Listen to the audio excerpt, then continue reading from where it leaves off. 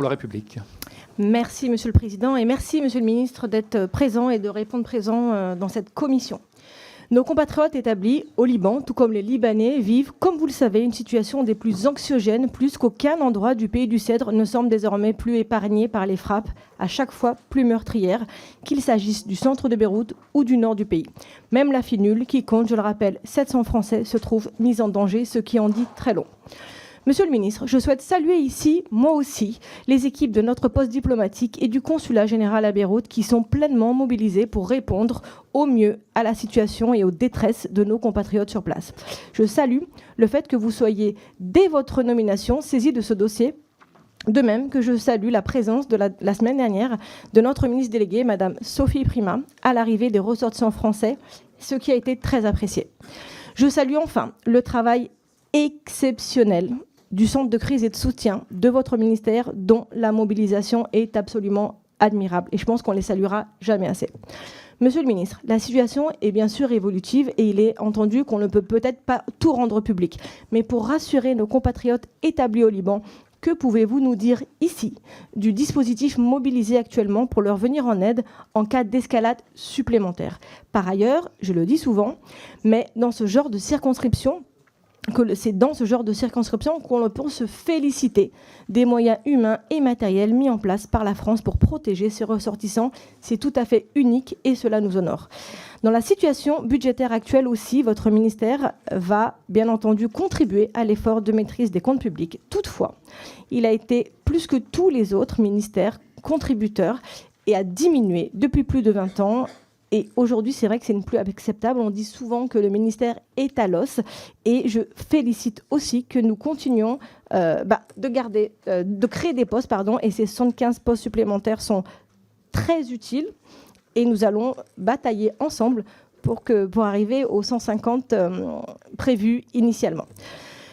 Je me félicite à la lecture des premiers éléments dont nous disposions que le prochain PLF assure quand même cette trajectoire d'augmentation des équivalents temps plein.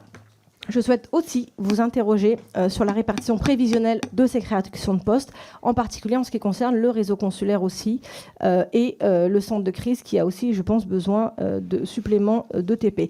Enfin, Monsieur le ministre, si vous pouviez remettre dans leur contexte ce qui a été dit par le président de la République au Conseil des ministres, qui a été relayé par un grand média français, les propos du président concernant la décision des Nations Unies de la création de l'État d'Israël en novembre 1947, qui semble faire grand bruit. Merci beaucoup. Merci beaucoup, Monsieur le ministre. C'est à vous pour 2 minutes 30. Merci, Monsieur le Président. Madame la députée, je vais commencer par votre dernière question en rappelant que les propos du président de la République au Conseil des ministres s'inscrivaient dans un propos général rappelant l'importance pour Israël, comme pour tous les pays, de respecter la Charte des Nations Unies, le droit international et le droit international humanitaire. J'en viens ensuite à vos autres questions, mais avant ça, permettez-moi de vous saluer à mon tour. Et avec vous, les députés des Français établis à l'étranger et qui, dans vos circonscriptions, êtes témoins de crises majeures et acteurs de notre soutien collectif à nos ressortissants. C'est vrai aujourd'hui au Liban, et les représentants de la communauté française que j'ai rencontrés là-bas ont salué votre pleine mobilisation. C'est vrai en Ukraine, Frédéric Petit, c'est vrai au Venezuela, Éléonore Carrois, c'est vrai dans d'autres régions du monde où les parlementaires jouent un rôle important. Le centre de crise est mobilisé en lien étroit avec l'ambassade et suit l'évolution de la situation d'heure en heure. À ce jour, ce sont environ, même si ce sont des chiffres difficiles à établir, 3000 de nos compatriotes établis au Liban qui ont regagné la France, dont plus de 350 ont bénéficié d'une assistance au retour de la part de l'ambassade en lien avec le centre de crise, soit via des réservations de vols ou de places auprès de la compagnie nationale libanaise, soit avec des vols affrétés par nos soins ou par nos partenaires.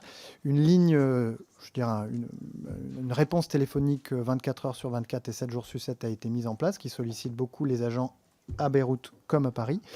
Et des renforts de personnel ont été envoyés sur place pour soutenir l'effort de ce poste, qui est l'un des principaux dans le monde pour nous. Voilà pour les dispositifs. Évidemment, Aucune décision d'évacuation n'a été prise par la France, mais comme pour beaucoup d'autres situations, nous préparons, le cas échéant, à prendre ces décisions. Vous m'interrogez ensuite sur les ETP qui progressent de 75 dans la copie qui vous est présentée. Aux 2 tiers, ils iront vers le réseau, pour 1 tiers en centrale, avec une partie pour le centre de crise. Merci beaucoup, Monsieur le Ministre.